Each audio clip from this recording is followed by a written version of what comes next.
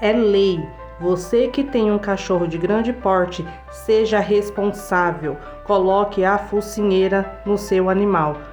Você que vê aquele tutor irresponsável que diz que ama o seu animal, mas não cuida, denuncie. A denúncia pode ser feita anônima.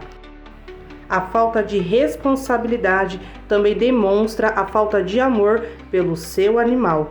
Cuide do seu animal, ame de verdade e proteja o próximo. Compartilhem.